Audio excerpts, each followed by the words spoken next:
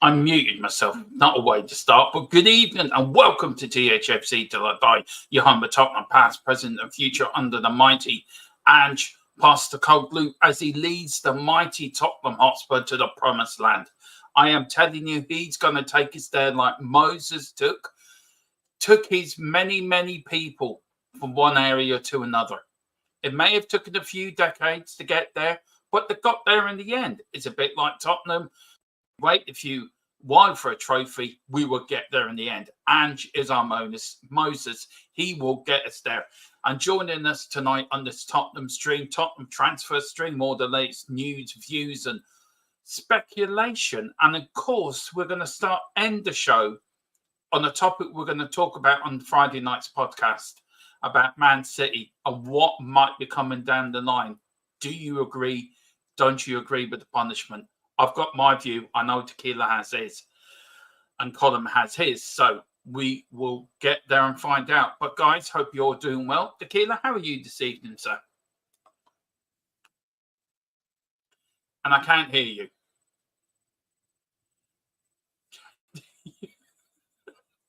I don't know if it's me or Tequila. One or the other. No, it's me. It's me this time. I muted myself. So that's both of us who have muted ourselves. That's great. That is. Great start. Yeah, I'm all right. Just had a bit of emergency earlier on. I had to rush out, but no, all good. All back in time. All ready to go. I'm a bit concerned you're in red. I had to rush everything, Dermo. So bless him. I might be able to change him to white, but you have to give him a minute. I tell you what, we are gonna with Tequila. We're gonna work him into an OBS studio. He will be sitting in the Tottenham studio in the future near you. So watch this. Yeah, space. Just got to work out how to do it. Yeah. It's quite easy. Welcome a few people chat. Big up to the back of the net. It says evening, guys. Big up to Rosie as well. Big up, Rosie. Smash the likes Rosie on the way in. Thank you so much, Rosie. You are such a star. And we've got the Hotspur Lounge. No problem, guys. Big up the Hotspur Lounge. How are you doing, guys? How are you doing? And come on, there's 9 of you in the house. Get your comments in. Where are you watching from? What do you expect? We've got this. I don't know. What would you describe this fella? Really, is a bit of a Man United fan, isn't he? This guy's laughing badly because he knows the 2 players that we're circling around, and he's so happy right now. He's literally begging us to take these 2 players because he's laughing his head off. We'll talk about them soon, but we'll talk about them soon. Big up to Villa 1982, James. UTC. I've heard it's Villa or Napoli for Kulu. I got the very latest on Kulu from Napoli as well, by the way. And a little bit, I've got 2 questions on Kulu, Philip, the killer, which I never got to ask last night. Okay. But thank you firstly, a massive thank you for last night. We got good views from last night. We're up on our subscriptions as well. We're on our march to 2K. So I want to say massive thank you to everyone that's liked and subscribed. But if you do, please do hit them Patreon as well. Do pick it up. Do pick up your Patreon because it helps us to improve our channel, to improve the content, to improve everything we do for you guys. And it also gives you access to the fan shows that are happening after the Leicester game. After every game, Tottenham this season, we are going to do a fan show. So please if you get a Patreon, you are guaranteed to get on and have your say. Remember, Dermo, that we lost our YouTube memberships, guys. So that's one of the main reasons we're doing it is because YouTube took them away from us, not very fairly, but we won't get into that tonight. But yeah, we're still trying to work out why they did that. Yeah, they haven't been very helpful, have they? No, they haven't. And even I've just clicked on the link and I will become a Patreon member later as well. Don't know why, but I just feel I have to. Anyway, shall we start with some breaking news? Colin's just laughing. He says, of course me he's right laughing. now. Yeah, of course you are. Just go off and support that small little club in Manchester. There you go.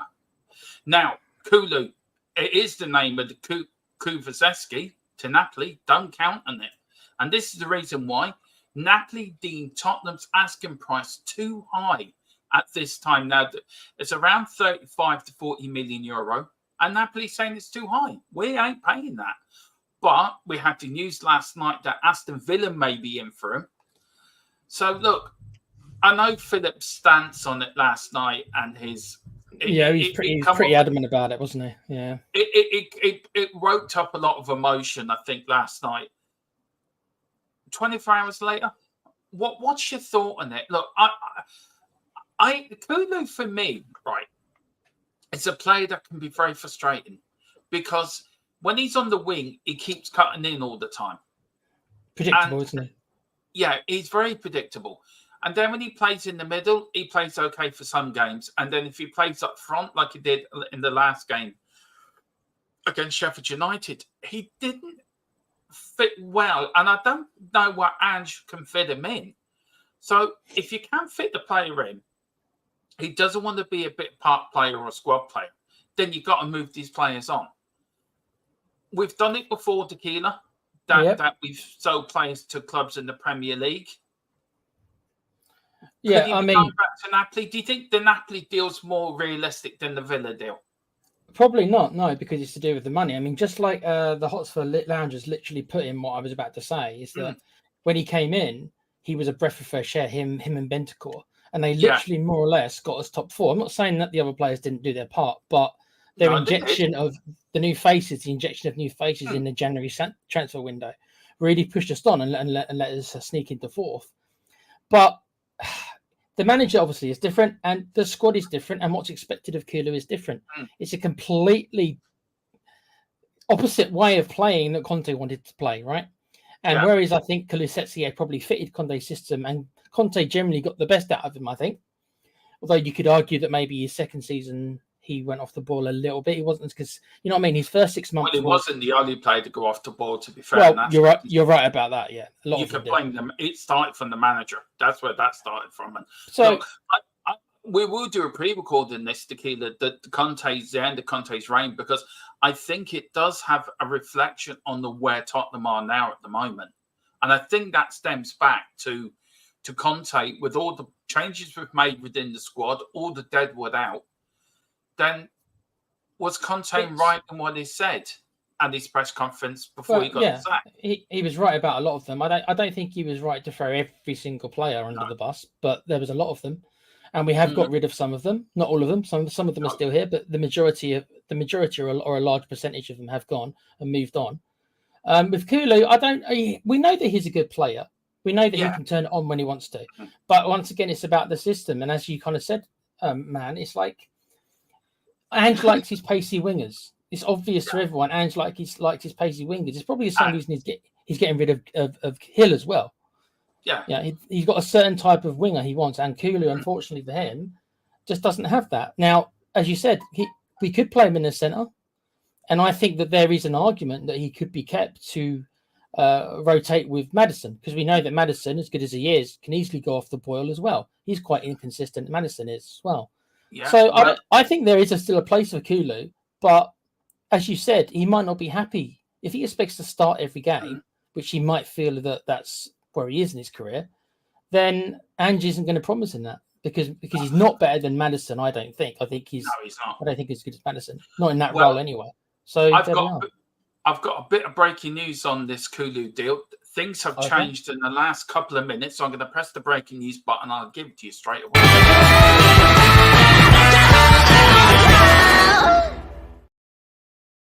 I love that. That's the best one I did. I did one last year. There's no match on that one. And Ange looking in his GTA gear. I think that looks quite cool. Ange playing GTA. Can you imagine Ange in GTA, could you? I'd play it. Yeah, so would I, actually. I'd play it. Napoli are talking with Spurs for Kulu. Both clubs are trying to find a middle ground on the fees. So that is the latest we're getting. Well, I'm getting. So how would Kulu's departure affect Tottenham Hotspur's attacking options and the overall squad depth? I don't think it would adjust it too much, in my opinion, Tequila. I think we're bringing players in. I think we've got enough up front. We are bringing in a striker. More about that in a minute, because I've got news on Ivan Toney and who Tottenham might be going for. Yeah. But how would Kulu's departure affect Tottenham's attacking options? Well, let me ask you this there, mate. What do you think is Kulu's best position? I think you're going to say on the wing. That's where he primarily has played in his career, isn't it? Do you know what? I think his best position is the number 10 role. where Maddison plays. Well, that's think what I mean. more Then effective there. I can see reasons to keep him. Then, if that's where his future is, I can see reasons to keep him, and I don't really understand why we are selling him. But does in he that want way. to play there? That's the Well, that's question. it. If he sees himself as a winger, and Yeah. also he because he's a slower player. I'm not saying he's a slow player. He's a slower player than Brendan Johnson and Timo Werner. Right? He's slower than them. So he might feel like I want to go back to Italy as well. Could be one of the reasons why the Villa thing maybe hasn't gone round, because maybe it's like, you know what, my game is more suited to the slow, because Italy's a slower league. Maybe he feels that. Look, I'd be sad to see him go, but I don't think Kulu had one good season. I don't think he covered himself in any glory in Conte's last season. None of the players did, to be fair. Not many of them did, no. I don't think he covered himself in glory last season either. There was games we were tearing our hair out with him. And there was times where we were getting so frustrated with him. And Ange had to play him because he had no other option. Yeah, like I say, his first 6 months, Dermo, that's what you're on about. The first 6 months, he was a breath of fresh air because we lacked. He was a breath of fresh air. Yeah, we lacked a player like him. But nowadays, if you look at the squad, we don't really. I wouldn't say he's become surplus because he's still good enough to be in the squad. I just think it's just his attributes, Dermo. He's not a starter, is he? He's not a starting 11. Not over Maddison. If not over Maddison, no. Yeah, and if he does leave the club, how will Tottenham fans react to the news of Kulu going? Will it be a bit like Højbjerg's, a bit Marmite? You like him or you don't like him, or do you think that there'll be a bit more? Do you know what? Is this a good deal? Do you know what I mean? But yeah, I mean, I thought the Højbjerg fee was a bit low. I know that Højbjerg was in his last year, and I'm assuming that's the reason. I still think 14 million in today's market for an international player like Højbjerg, even if he has got 1 year. I mean, the fact that we didn't even get 20 million seems a bit crazy to me. But no, it is 20 million. There is news. It is 20 million. Is it 20 million? Yeah. Well, that would be the minimum. Okay, so that would be the minimum I would take for Højbjerg. But with Kulusevski, obviously, is a younger player as well. So if we can get nearly in the 40 million ballpark, I suppose it's good business. If it goes to 40 million, I suppose in the market it's good business. Would we use the 38 million or whatever to get a replacement winger? Because I'm assuming that's what we would go and do. We'd go and get another winger. Well, there is talk about that. I mean, look, I want to go through some of the comments here, Tequila, right? We've got Louis said Kulu was too predictable and annoying to watch. I think that's a bit harsh. I wouldn't say he's annoying to watch, but he is predictable. Right. I'm just getting some more. I love these shows because I'm constantly getting updates from our source.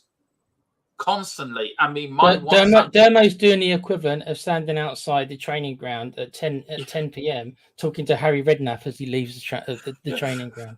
I tell you, transfer deadline day, right? We've got to do a sketch with somebody at the car window.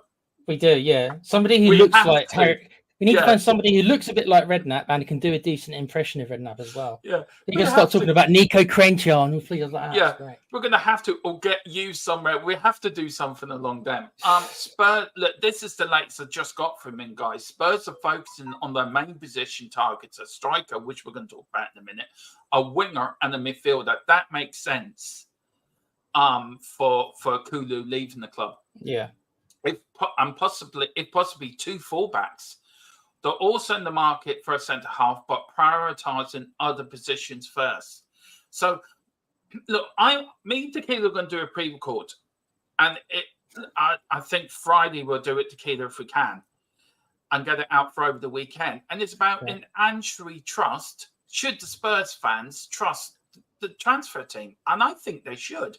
I've got my say in it. You'll have probably a different view in it. That's why I want to do it with you, because you and me will have two different views in it. We may do it as a live show. I don't know yet, guys, but that is something that's coming up.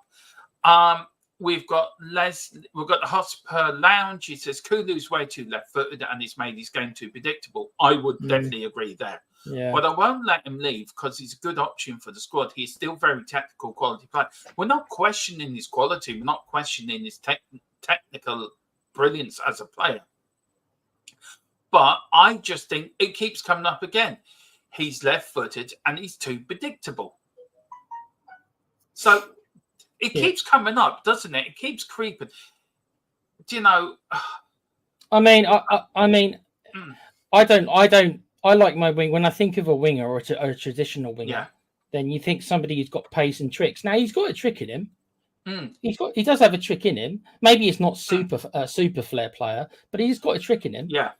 And he's a good finisher. He's a good passer of the ball. I think he did very well in our last game last season when he was playing up front. I'm not suggesting that he becomes our striker, but I think he did a good job. So that could be. I think as a squad player and somebody you can fill in, I think I would keep him. But I don't think that maybe he would be happy with that. He's going to be on the bench. He's going to be on the bench. If for me, he'd be on the bench every week. He might not be very happy with that at this stage of his career to be on the bench every week. Letty saying, let's not forget under Conte, Spurs lost to Middlesbrough, Nottingham Forest, Sheffield United in domestic cups, and more in Europe. And Kulu was part of that squad as well in some of them games as well, by the way.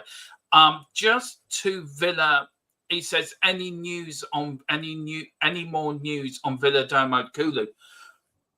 The latest I have, and it's just come through in the last few seconds from our Tottenham source, is, as I'm now going to call them, Tottenham are hesitant to send Kulu to any club in England as they don't want to boast rivals.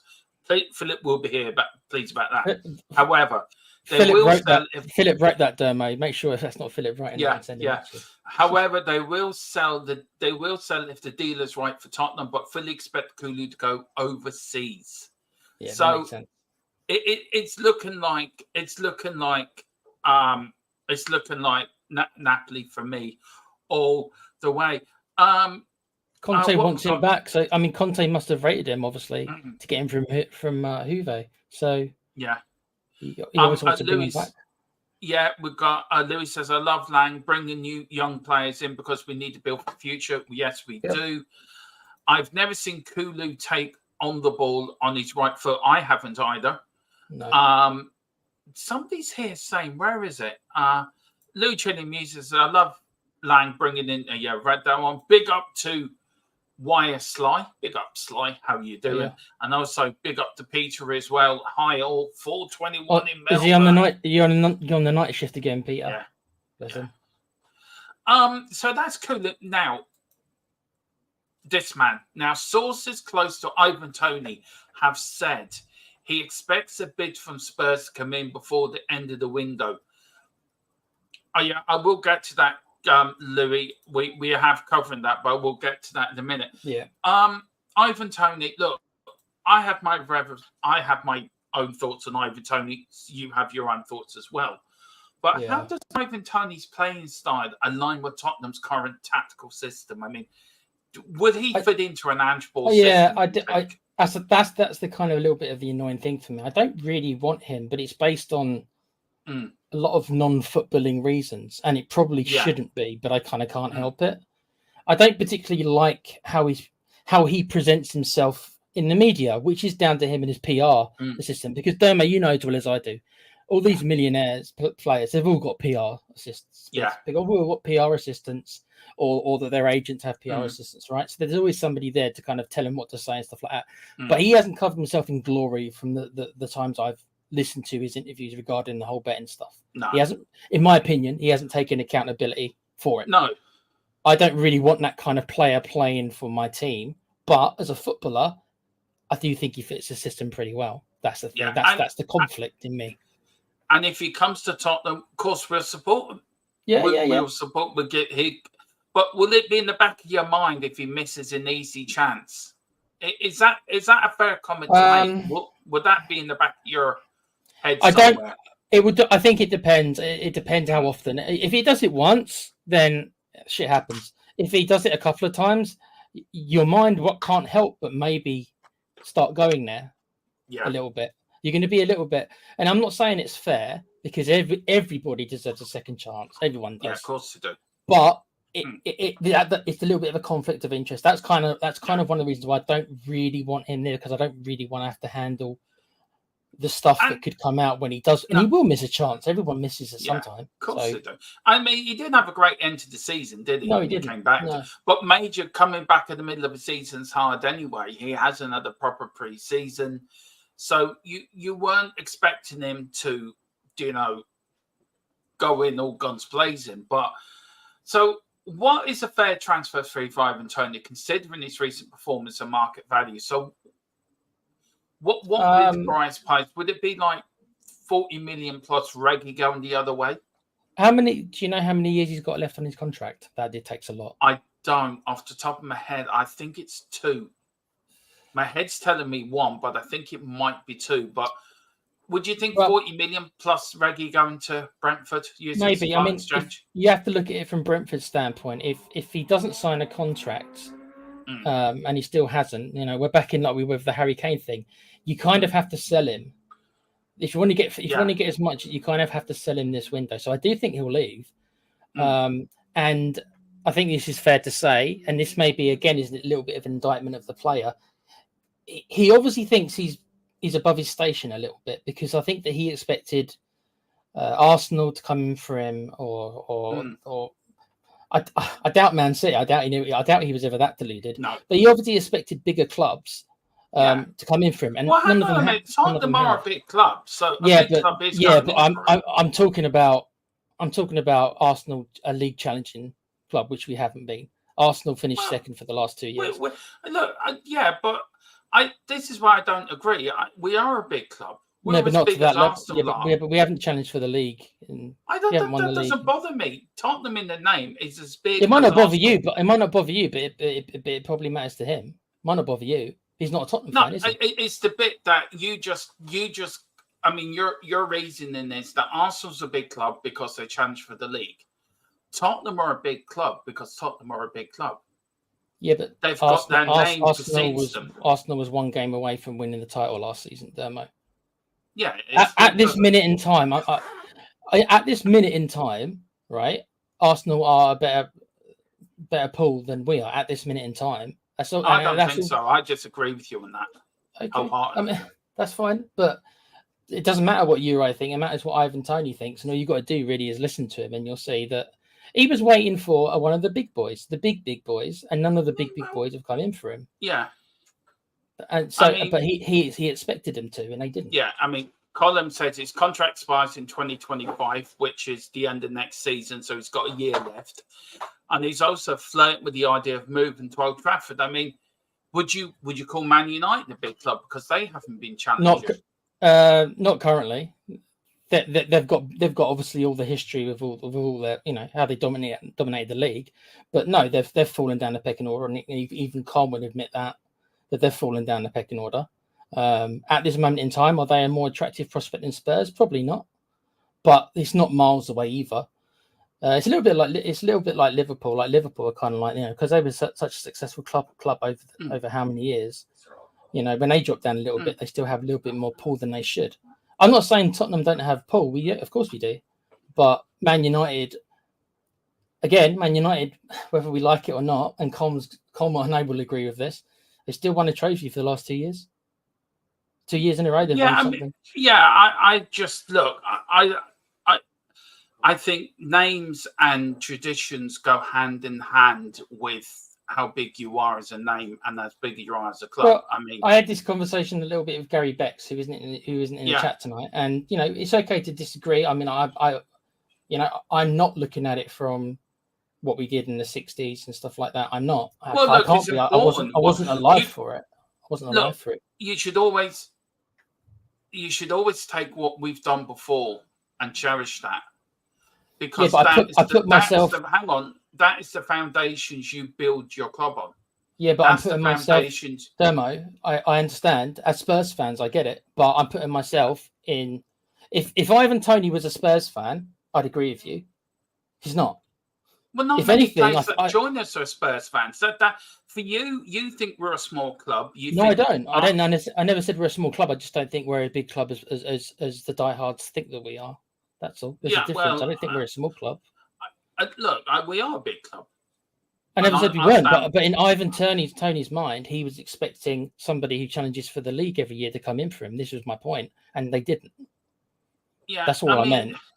But Ivan Toney doesn't care though. He's not a Spurs fan. If anything, I think he might be an Arsenal fan. He is an Arsenal fan, but Well, Arsenal want to that's even worse then. Well, that's what I mean. And he probably thought they were going to. That was the point. He probably thought they were going to, and nobody has. So what's happening is, and this won't sound very good from his perspective or our perspective. It's like. But look, he's a striker. He is, but do you want a player who's settling for Spurs? We need a striker, and he does bang goals in. I mean, you look at his time when he's not settling for Spurs. I mean, he has options on the table, and we're one of his options. If he likes the project that Angie's got, and he likes the way we play, and he thinks, oh, hang on, if I go to that team, I'm going to score loads of goals in that team, then you go there, because then you will be successful. And that's all it's about. It's about being successful. It's about being a part of something that's going to bring you glory at the end of the day. And we're at the start of from last season, at the start of building the foundations to take us, as I said at the start, to the promised land. And just because we haven't been challenging, I mean, we were challenging on the Poch. We got to a Champions League final. You know, there's years I can remember back in the late 80s that we were struggling. The 90s were woeful. We were struggling. But Tottenham were a big club. If we would not have got Jurgen Klinsmann, if we weren't a big club, and Jurgen Klinsmann was a World Cup winner, and we were doing pretty pathetic then. We were dicing relegation the season before under Ozzy Adilles. We went to Oldham, needed a win to escape relegation. I'm just trying to put myself in a position of today's footballer. Yeah, that's it. Today's footballer who has no ability, who has no loyalty for Spurs. No player has no loyalty, I think, to any club. To be fair, well, there's a couple. No, there's not many. There's not many. I mean, loyalty in football now is a very few and far between.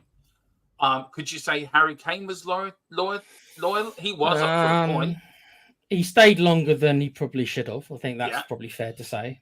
Would you think the likes of Roy Keane was loyal to Man United during his time? Probably was to the end. You could look at players back in the 70s and 80s. Players were more loyal to clubs than back then. But I think as the money has got bigger and the wages have got bigger and the more revenue players can make has got bigger from even the commercial side, I think players are now thinking more, how much money can I make? Where years ago, in the 70s and 80s, when I was a young kid watching football, even the 90s as a teenager, into my 20s, players played football because they love playing football. And there's still players love playing football.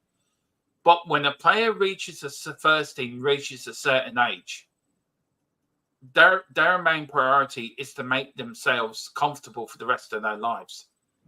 And I think wages are way out of control. I think transfer fees are way out of control, Tequila.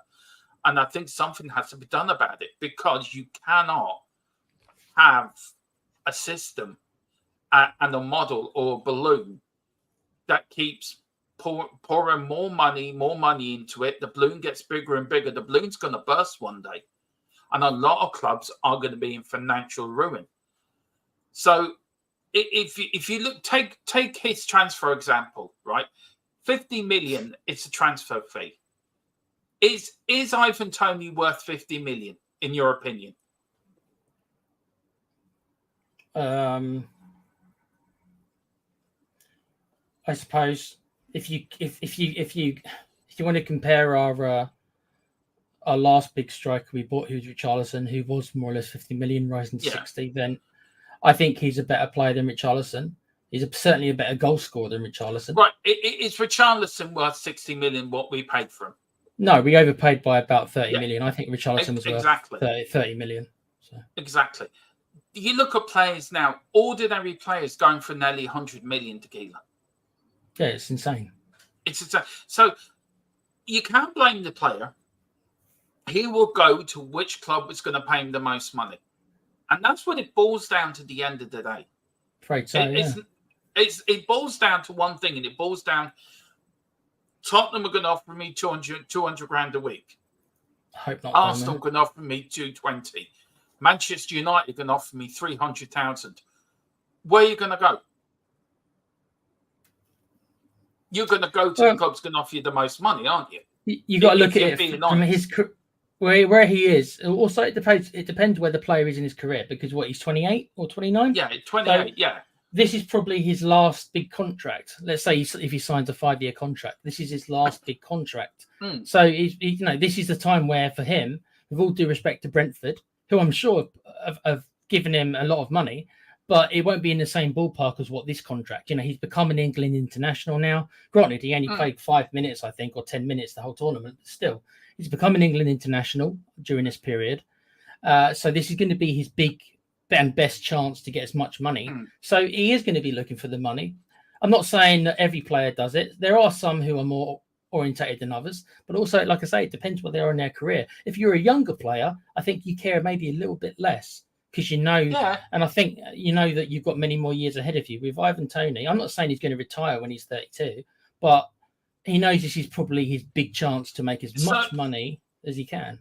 Yeah, and it boils down to money. And that is the thing. Yeah. I mean, years ago, a player removed to the club because of the reputation of the club and what that club did.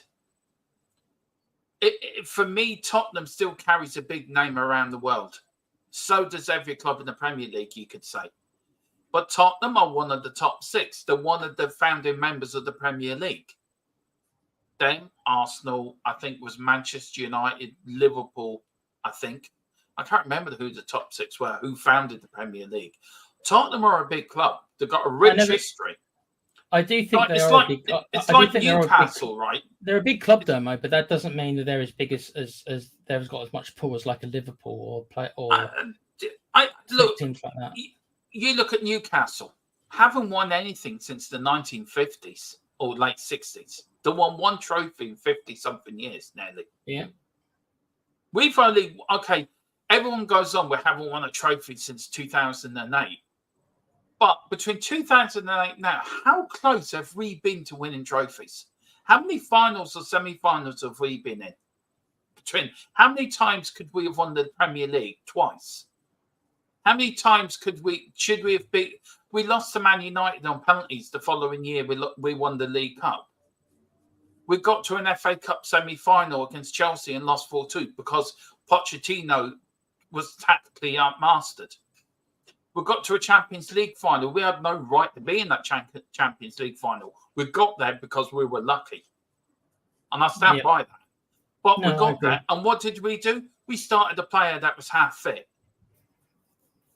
Do you know, if we had, and we were in the League Cup, we sacked a manager 6 days before a cup final. So if you think about it, we could have won 2 League Cups, an FA Cup, a Champions League, and 2 Premier Leagues since 2008.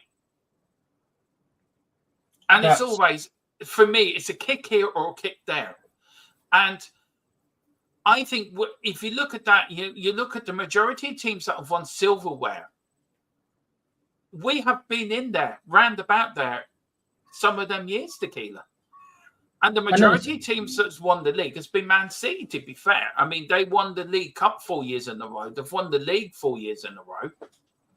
Depending on what you class as the top 6, and I think we've probably got the same 6 teams in there. But if you regarding the top 6 in England, which I do think we are, I do think we're 6, which you might not agree with, but I think we are there. All of those other 5, if it's the same teams, have won stuff. And we haven't. They've had periods of time where they have won the Premiership and challenging for them on a consistent basis. Right. Here's my top 6. Okay. I'm not going to put them in order. I'm just going to say the names. Okay. Tottenham, Liverpool, Manchester United, Man City, Chelsea, and then lot down the road.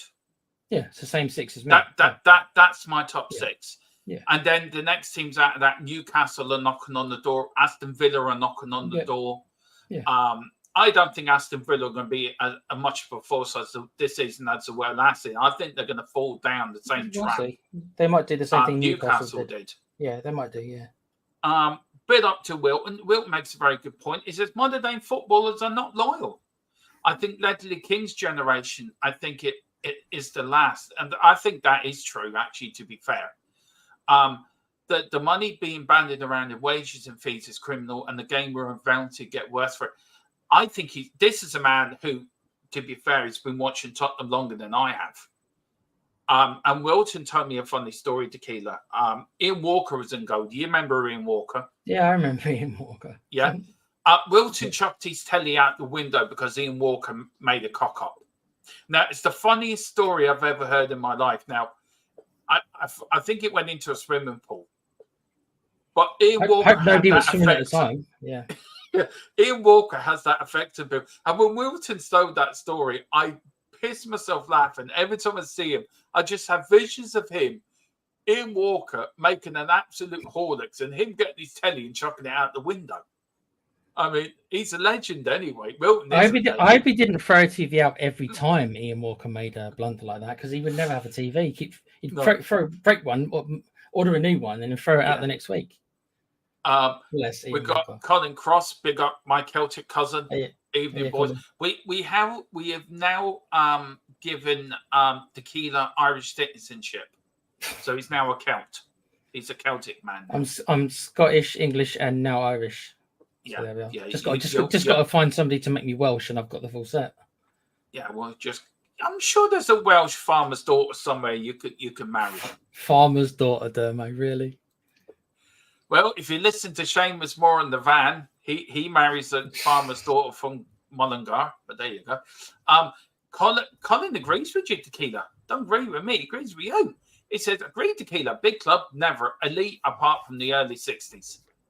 Yeah, that's why that's why we've kind of been known as a cup team and not a league team. We've always been a cup team, to be fair. But if you look at it, this is a true fact, Tequila, right? Between 1951 and 1991, Tottenham won a trophy at the start of every decade. I know there was that thing about when there's a one in the year, we always win something. These are the trophies they've won with the year and the ending in the one, right? And there's no coincidence, right? 1901, 21, 61, 71, 81, 91. Yeah, I don't doubt it. I've never disputed the fact that I never said that we weren't a big club. I'm just trying to put in myself as best I can. Oh, I get what you're getting at. In the mindset of a footballer, especially a footballer of who's 29 years old. So when he was growing up, right? He obviously, if he is an Arsenal fan, and speculate, I don't know if he is, but if he is an Arsenal fan, that means he probably grew up right when they were winning all the bloody titles. So when he was a kid growing up in his fandom, he saw Arsenal winning the title or trading it with Man United, right? The last thing on his mind was probably thinking about Spurs. Not only did he probably dislike them because he's an Arsenal fan, but also we were more or less mid-table during that period and not doing a thing. Yeah. So that's probably etched in his mind.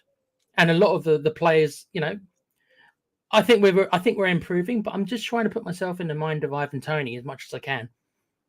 He may still sign for us, but my point at the start of all this was just that he probably was thinking that bigger boys in his mind, and the key thing is in his mind, were going to come in for him, and they didn't. Yeah. And so when I say he's settling for Spurs, it means it's kind of like, well, none of the clubs I really wanted came in for me, so now I'll listen to Spurs. I don't like how that sounds, but that's how it might be. And are you going to be okay with that if that ends up being true? He's not going to come out and say it publicly, is he? But no. How would you feel? Oh, I suppose I'll sign for Spurs. It's not really what I wanted. I expected something better. It's not a nice feeling, is it? Or no.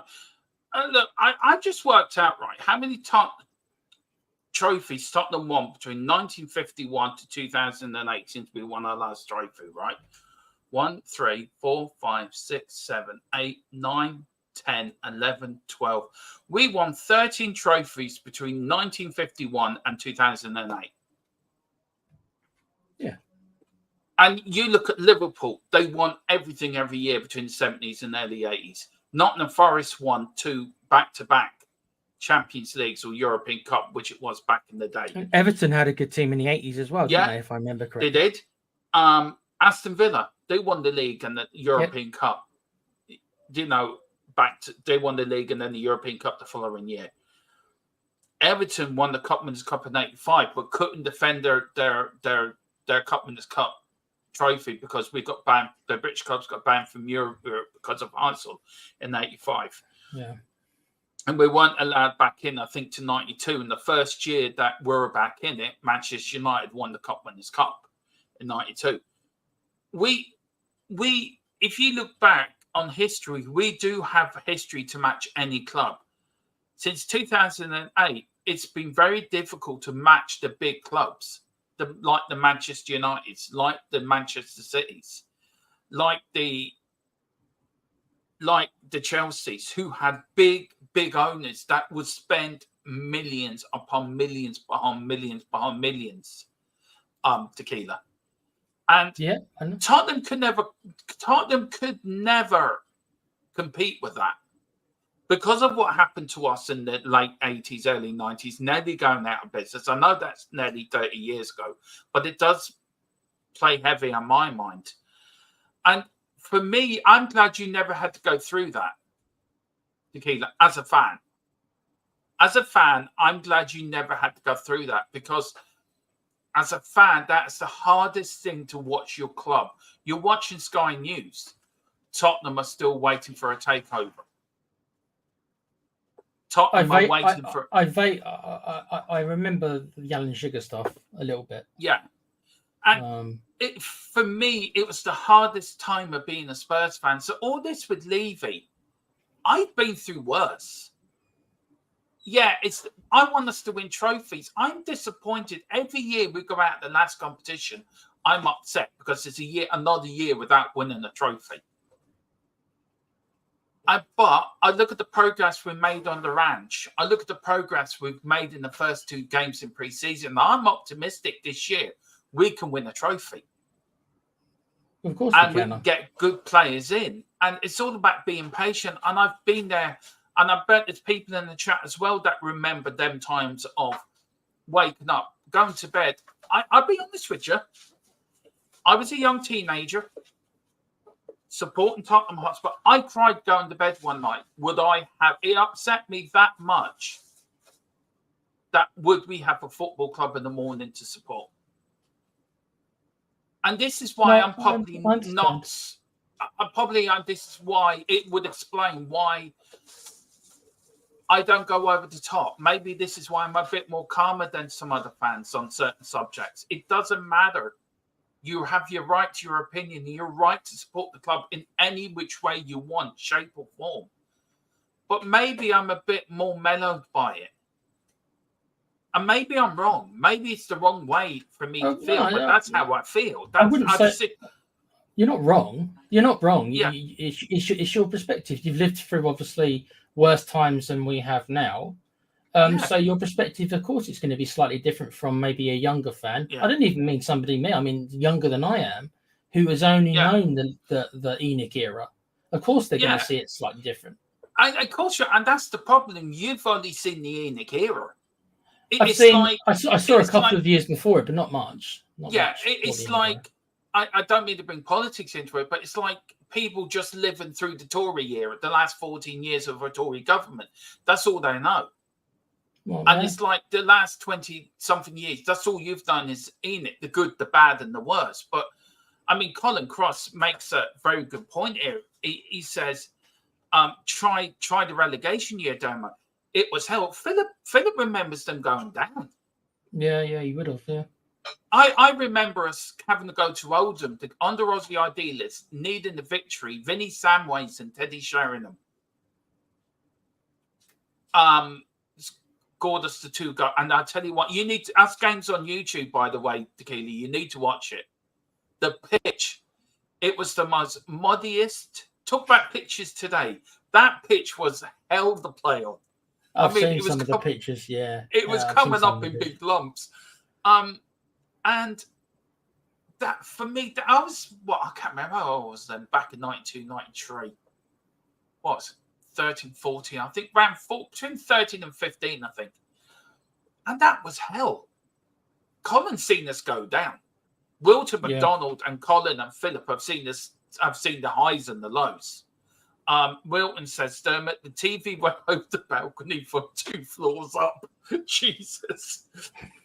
He said, thank God no one was passing. I did it because he stood there laughing. I might remember that minute because I did see Ian Walker. I'm trying to remember what game it was. Yeah. I saw Ian Walker, and I think I do remember him laughing after letting in a goal. I got like a flash of my memory. Yeah. Chaz and Dave's year ends in the one great. Chaz and Dave did some great Tottenham songs, Tequila, during the year. So I remember I do remember Chaz and Dave. Yeah. One of them passed away. I think it was Chaz that passed away, I think it was. Sure. Colin says Spurs have been waiting 16 years. England have been waiting 58 years. So we're fine, boys. Yeah, we've still got another like 30 years before we can catch up with that. Yeah. Colin says, but remember, Domo, Liverpool never won anything before 1965. You know, Bill Shankly won the. It goes through cycles, doesn't it? We had the United years and then the Liverpool years, and now it's the City years. Whether we like it or not, they are the dominant force. So, Wilton said, yes, we may not have won trophies like Man United, Liverpool, etc., but the record shows we are the first British club, and this is the point. We were the first British club to win a European Cup and to do the double after Preston North End in the 1800s. See, I think. I agree, and I think I've started a little bit of a thing that I didn't mean to. All I was really saying, guys, was from Ivan Toney's perspective. Yeah, I think what we're trying to do, Tequila, is trying to immerse you in the club's history as a fan, as a young fan. We're trying to pass down our knowledge to you. You're the next generation.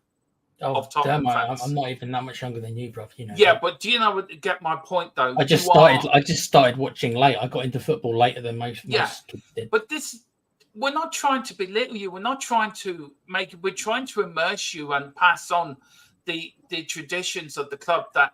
I know. We're so passionate. Thing is, but I'm not disagreeing with you, Dermo. I know you're not. No, yeah. I'm not. Yeah. I don't disagree with you. I do think Spurs are a big club. I'm looking at it from Ivan Toney's perspective. I think it's a very good perspective to look at as well. To be fair to Gillian, it's a very good point. But I think the point you spun it on was it was about the top 6 and where we stood in that top 6. And I put a 6. Yeah, I do put a 6 behind the other. If you look financially between us and the rest of the top 6, you take Man City's nation's money away from them, right? Yeah. Financially, Tottenham are the most well-financed club in the Premier League.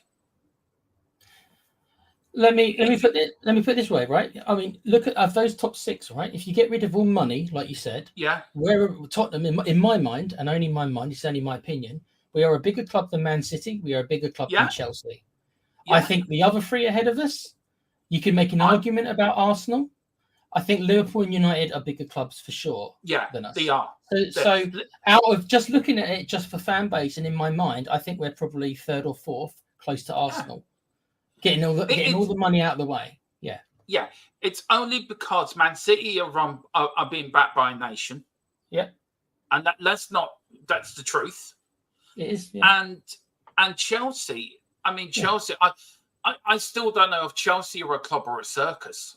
I'm still trying to work that out at the moment. I don't know what they are anymore. I don't think they know what they are either. Could you imagine, right? We've supported I'm 42 years supporting Tottenham. You're in your 30 years supporting Spurs now, I would say, Tequila, right? And you've got Wilton and you've got Colin Cross and you've got people in here that supported Tottenham for longer than we have. Philip Brady must have supported Tottenham for nearly 60 years. He has been around a while, hasn't he? Yeah. And you look at that, and you look at the Chelsea fans that supported Chelsea the same, that when they were in the old Stamford Bridge, saved the bridge, and there for the bad times. And Man City as well, that were down in Division 3 at one point.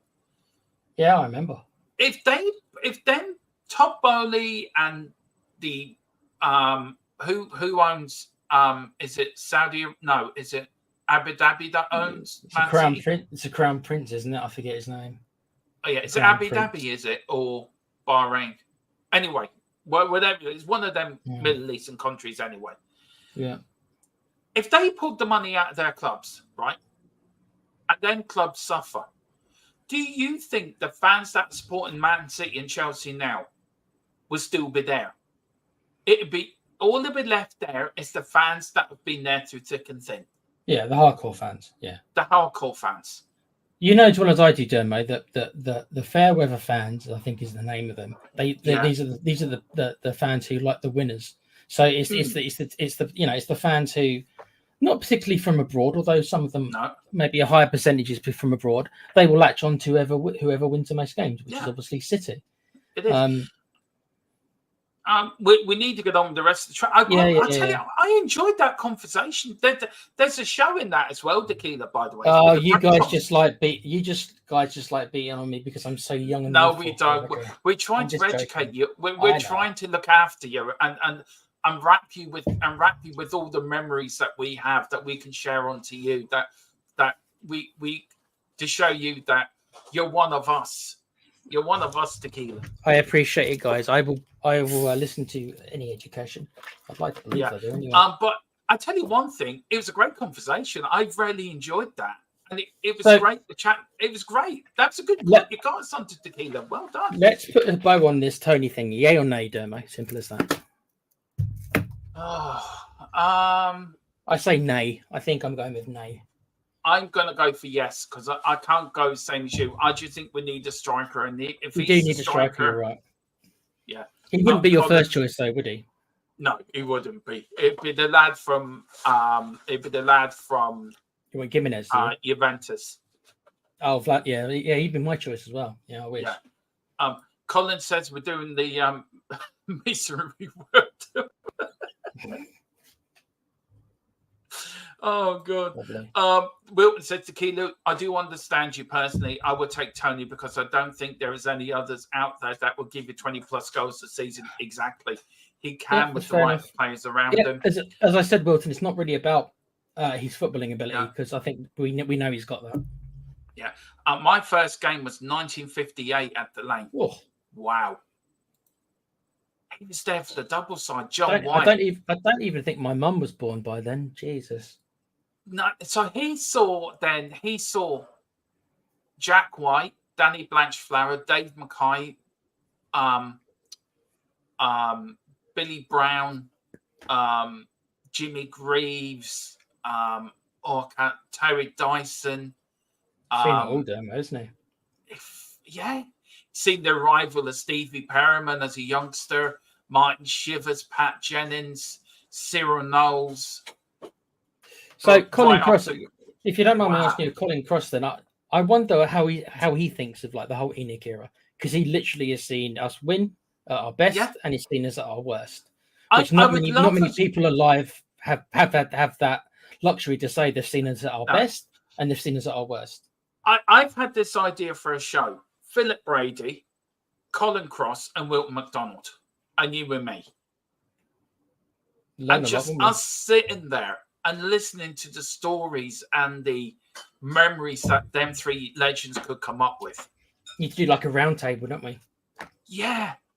I swear to God. Wilton says, guys, I'm 75, so I'm the sermon that, wow. You've seen the Wilton, best and the worst. What was your first game you saw Tottenham play? I would love to know that.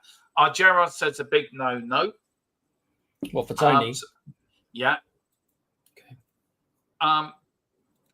Archibald, we're going to get to that right now. The young kid, Tottenham are closing in on a deal to sign 2006 born winger. Right, I have to get this right. Ming Yang. Now you have a crack at it, Tequila. I'm not even going to try it, mate. You've already butchered it. I can't do any better, though, to be fair. What we're going to call him? Should we call him Ming Yang? Just call him Min Yang. I don't think you want to use the word Huck because I don't even know if that's how it's pronounced. That is Min and Yang. I'm pretty sure that is how you say it. Just say Min Yang. There you go. Min Yang, yeah. From Gang Wong Gangwon FC agreement being completed, and then this medical test to follow. The rumor is that he's got, not the rumor, but I think the deal is he's going to go back to January, and I think then he's joining Spurs from January. He was a recommendation from Sonny. This is a wonder kid. This is a kid that's the next best thing out of South Korea. Well, we'd hope. Hopefully, obviously, Ange has seen him, or Sonny's shown him tape of him. Obviously, because Ange knows the Asian market quite well, of course, from his time. So, it's so hard, isn't it? Because we don't really know anything about him. So we have to. Hopefully, Sonny's got his. Sonny's going to make a good scout. Hopefully, Sonny scouted him. Yeah, hopefully. Now, this is the latest. You've got a bit more update as well, guys. But there is a midfielder and, of course, a defender being worked on other than the Korean wonder kid, who is very close. So there's 3 deals that could come out this week. So all these fans that are getting, we're doing no business, and things are happening. We've just got to be patient. That's all we can do. Tottenham are pushing for Mount, I know, and over McTominay. Fulham are pushing hard for the Scotsman. Spurs have turned their attention to the out-of-favour English midfielder. You want to know about Mount and McTominay, who we are supposed to be in for as well. Don't you fear. We have a show tomorrow night. Colin, who is a Man United fan, is joining me to talk about just this. I'm so happy that I'm off tomorrow, and you can deal with what Com's going to bring you with his laughing, because he's going to be laughing a lot. Yeah. So, look. Come on then, Dermo. Which one of these 2 do you want? I mean, I'm going to no to both. That's me. I don't want either. But if I had to choose one, if you had to push for one, who would it be? If you had to push for one, I'd go for McTominay. I think I would as well, but it's very close. Close. I mean, at least McTominay's got. At least he can play as a striker. Look, I'm going to put this in the podcast on Friday. This is going to be a poll. This will be a poll. If you haven't signed one already, this will be a poll. I want to ask the chat, Dermo. Is anyone in the chat? And be honest, it's okay. Does anyone in the chat want either of these 2 players? Well, Colin said no. And if you do, could you tell us? Could you give us a reason? Because I can't. No. Okay. And also, Kulu and Solomon could leave, so it opens up space. Kulu, from my source, because see, this the bit I put in, I can see him going the ball personally. It's just my opinion. A quick question, Tequila. If you're right for 5 more minutes. Yeah, it's fine. Yeah. Okay. Just a very quick question. Could Mount signing signal a potential departure of any existing Tottenham players? And if so, who? I mean, where would you play him? Where would you say Mount's best position is? Centre mid? Yeah, I would say so. So, assuming that we did get him, who would that spell the end of? Bissouma? I mean, we just got rid of Højbjerg. Would you? Okay, so surely you wouldn't think Mason Mount would be a replacement for Højbjerg, would you? No, I don't think so.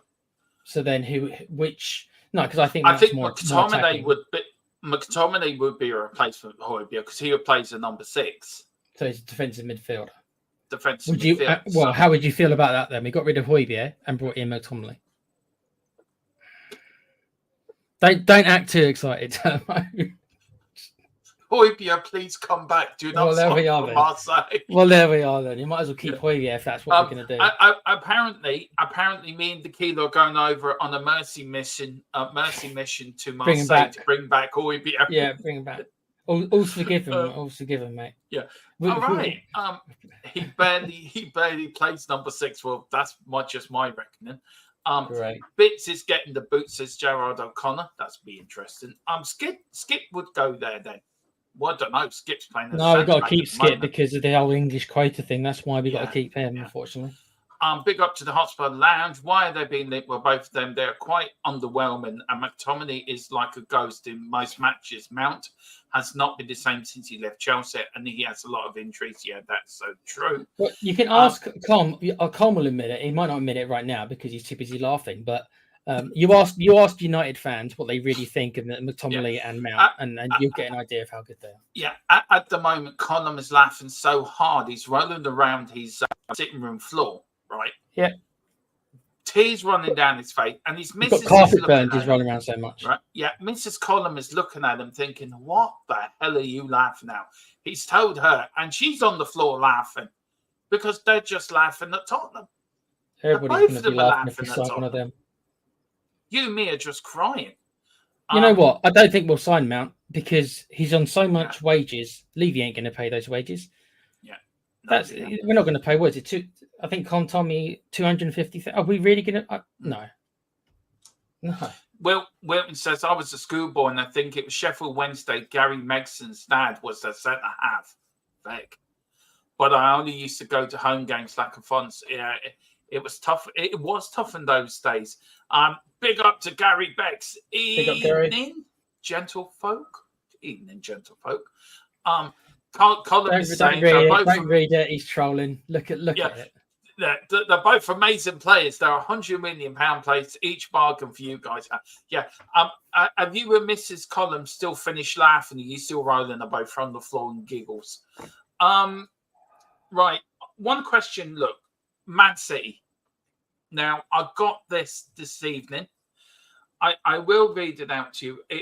I'll tell you one thing. I'm going to end the show on this, and it gives the guys something to think of. And let me find it. So just talk amongst yourselves for a minute. I think we're all caught up in the chat. Let's have a look. Did I do it there? I'm not reading that one again, Com. You can go away. Neil Shafton, the Irish Wexican. Yeah, that's me. And we're a slide saying from the rumours we're pushing for British midfielder Mount, Gallagher, Ramsey. Yeah, or not move me, so I will be judged on the fee we have to pay him. I mean, out of those four you mentioned, I mean, this is it, right? I think Gallagher's a good player, and I am fed up with that story because it never goes away.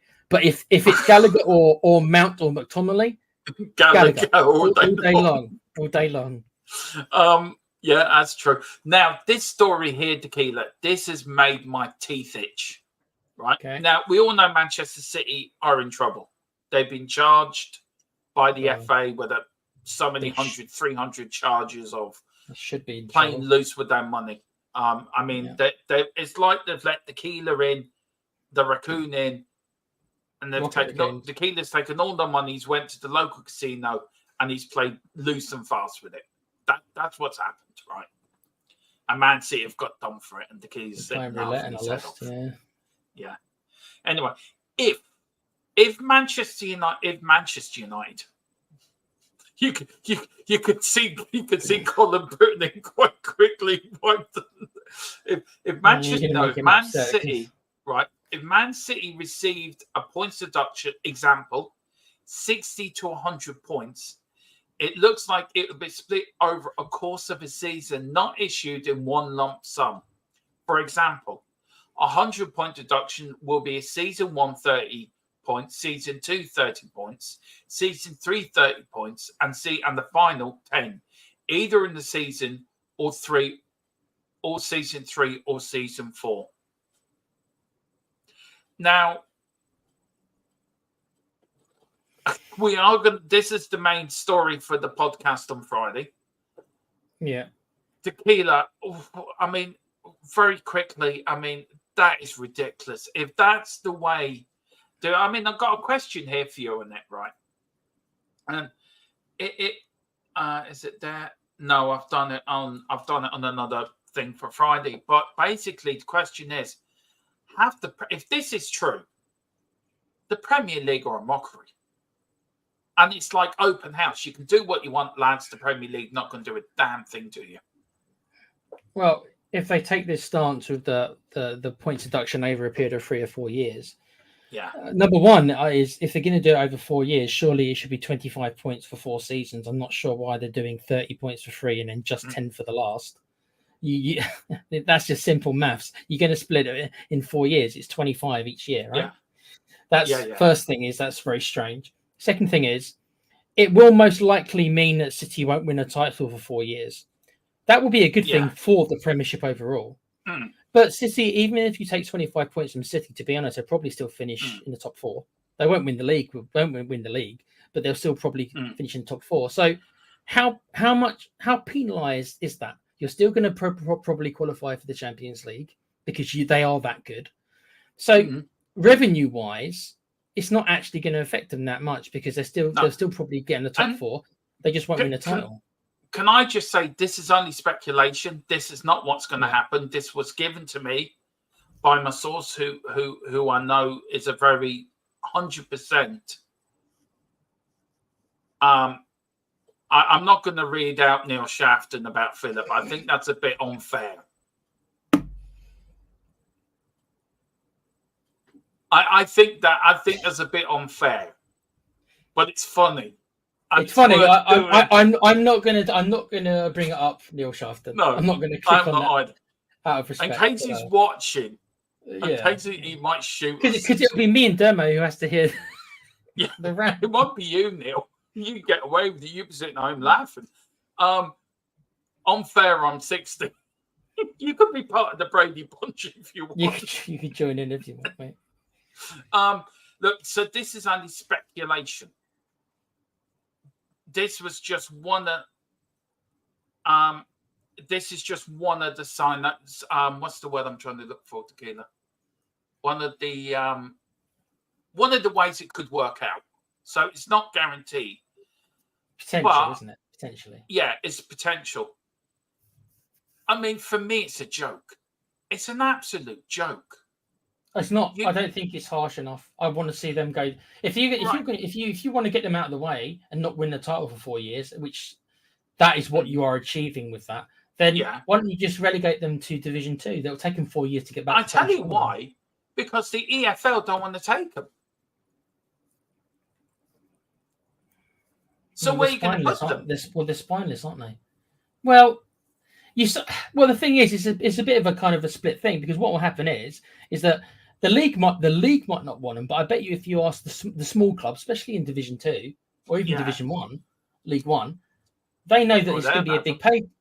Yeah, because it's going to be a big payday. Whenever they host them, they're going to get more fans than normal, and whenever they go to the Etihad, they're also going to get So financially, I would imagine a lot of the smaller clubs are like, yeah, right, bring them in. It'll be a big payday for us when we play them. I've just realised we're 100 off 1961 on our subs, Tequila. That was the year we did the double. I know you're going to do that. Well, once you get there, Dermo, you have to do a celebration once it gets to 1961. Once we get to 1901, we have to. That's the year we won the FA Cups and non-league side. We're going to go through the years. Spurs won something every time we go up into the. Once we pass into Marcod, you can do a different, Yeah. Well, once we get to 1882, we can celebrate Tottenham Hotspur Day. But last night was a bit of a milestone for us, wasn't it, Tequila? You're the one that copped it, not me. It was our 1,000th. Yeah, it was actually. If you look, I don't know if it's stream or videos. If you look on our channel, you'll see that the show we did yesterday was our 1,000th video on the channel anyway. So I don't know. It's probably not the 1,000th stream because there's other shows on there. But 1,000 videos from Dermo and the boys. So you need to give them guys a lot of credit. They've been doing it before I joined. For how many years have you been doing it? 3 years?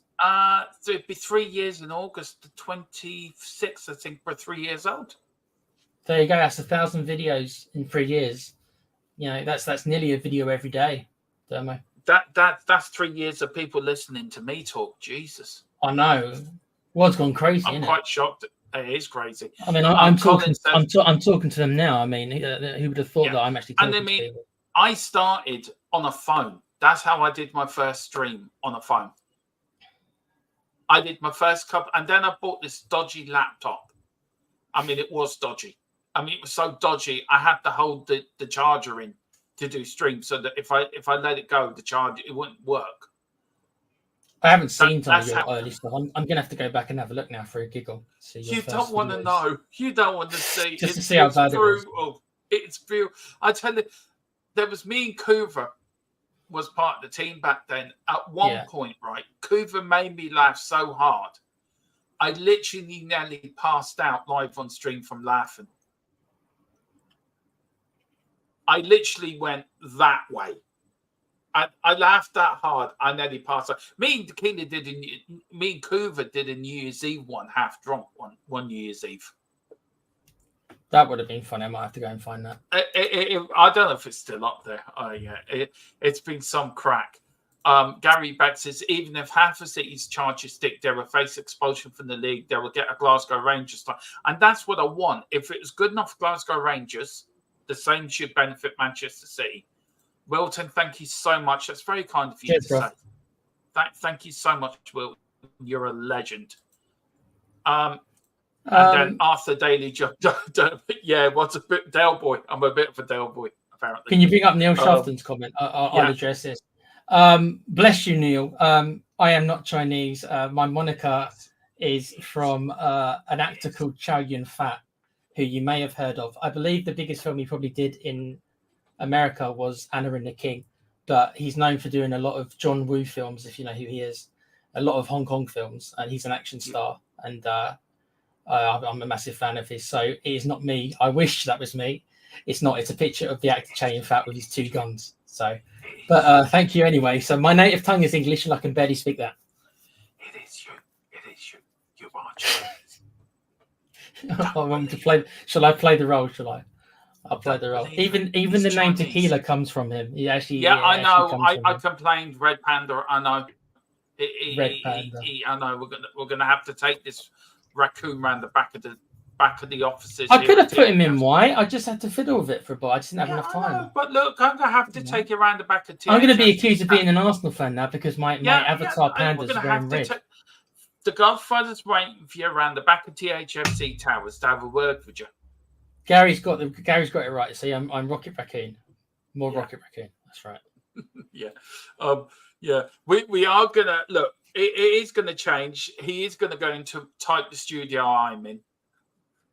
Just got to work eventually. it out. We've got to work it out. Hopefully it works. It should work. Yeah. I think it'll work. I think I can change the background. Colin says you look like a corgi, so I'm expecting the Queen or King of England to come calling you. Corgis. Great. I thought it was your love for the Mexican drink. I know. I don't mind the drink. I'm not in love with it, but the character is like he's in love with it. Hence why his name is Tequila. So it works that way. Yeah. Be careful crossing the road. You wouldn't want to get. I'm going to change my. Should I change my name to Roadkill then? Should I? Change my name to Roadkill, we always end the shows on your things. Yeah, actually, and it was the big tree behind you to give it away. I am good. Oh, yeah. I am Groot. I am Groot. Look, thank you for joining me. We've had a cracking show. We're going to end it there. Look, I think the conversation we had about Tottenham and its history and the big club and the top 6 Tequila is actually a show we can do. A debate. I think that would be a very good debate show to have.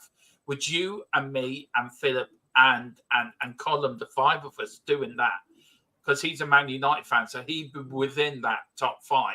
Maybe get Bobby involved in it as well. And have a discussion. Have a discussion about it. I think it's worth having.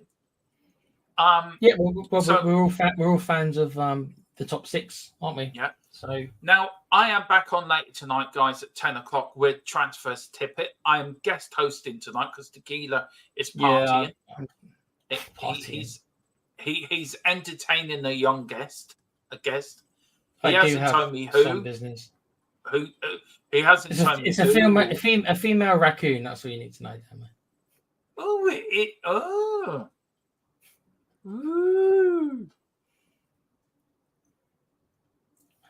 You notice we're staying on. I'm not going to go into more detail than that because I'll put images in your head of 2 raccoons, like So I won't say much more than that. It's already started. Yeah, I know. Yeah. Sorry, oh yeah. Hey, look, even raccoons need love too, don't they? Oh Jesus! What have I started? The images are there now. Let it burn into your mind slowly. I'm trying to get rid of them. Love the podcast. May you continue. Thank you so much. We'll continue as long as you want us to continue. And that's the thing. Now, shafted tequila tastes like a bad vegetable oil. Yeah, it does. How would you know what it tastes like? God. Anything you want to say before we go, Tequila? Anything you want to? Thanks for joining us again, guys. I will shout out the where Patreon can as people well. find you, by the way? I'll shout the Patreon out first, then I'll get to my stuff. Yeah, do that. We know that times are tough, and we don't expect like everyone to like sub. It's just like because we've lost our YouTube stuff. It's pretty much as soon as I joined, so maybe I'm just a jinx or something. So we've just have to fight YouTube, and we are going to appeal it, but not till August. So in the meantime, if anyone's got any spare bucks to throw away, that would be great. But we're not going to crack on about it. Just a little plug at the start and end of the show. But we understand. Well, at least I understand that times are tough for everybody when it comes to money. Everything costs so much nowadays. So I understand. I'll give you a quite insight. The 3 memberships are, if I give you just a top, there's a bronze membership for €3. You got the silver membership for $3.50, and you got the gold membership for €4. The gold memberships and the silver memberships get you onto the fan shows, and also which we're going to start doing podcasts. We're going to do them after we're going to start them on the first game, isn't it? So Monday against Leicester, that game. So that's it. And where can people find you, sir? People can find me obviously on here with you lovely guys. Generally 5 days a week or so. Mondays and Thursdays I tend to I have it planned. I suppose is the best way of putting it. But you can also find me on my little gaming show called The Play Pouch, where we do 1 or 2 shows a week where we just talk about the gaming industry. And this week we talked about the Game Pass versus the PlayStation Network, because Microsoft has raised their prices. So again, nobody's got much money. So is it a very nice move? Not really. But we're just talking about that. But thanks again for having me on, Dermo, mate. No problem. I love having you on. I really enjoyed the shows I do with you. Now, I know we're supposed to be on at 10. I don't know if I will or not. I don't know what. Damn it, I will. We'll come on for 10 for about half an hour with all the news from around the Premier League. It's your show, Ready Tequila, but I'm guest hosting it tonight. Yeah. To be honest, guys, it was a choice between me and Dermo doing this one, or me and Dermo doing the together, or doing the one the other transfers for the other clubs. And we just thought that because obviously we're all Spurs fans, it made more sense for us to cover the Spurs transfers together because there were so many of them. So that's what we chose. And any other breaking news for Spurs between now and then, I bring it to you live at 10. So just watch this space. Tequila, thank you so much for joining me yet again. I want to thank Neil Shafton, the Hotspur Lounge, Gary Becks for joining us, Colin Cross, Wilt McDonald, the 2 Spurs legends of fans, the Hotspur Lounge, Stephen, big up to Stephen as well. Big up for you joining, DJ Samuel. We've got Jerry O'Connor as well. Big up to Sly. Big up to, and that's it really. Big up to all you've watching. Big up to everyone who's liked. So please like, please subscribe. Let's get up. I want by 10 o'clock tonight, I want to be up by 1,870 subs. You want 9 subs in an hour and a half? Okay. Go and tell your friends, everybody. Yeah, there's a mission for you. 9 subs in an hour and a half. Giving them homework, Dermo. Yeah, if you get there, you will get a tequila surprise. I don't know if they want that. That might motivate them not to do it, Dermo. No, there will be, because you like the little Brucey bonus from Play Your Cards Right. Damn. Gary says Birmingham were 2-0 up against Rangers. Let's laugh. I'll make Dermo happy. Yep. On that bombshell, thank you all for watching. See you later. Bye-bye. Bye. Come on, you Spurs. Guys. In that we trust.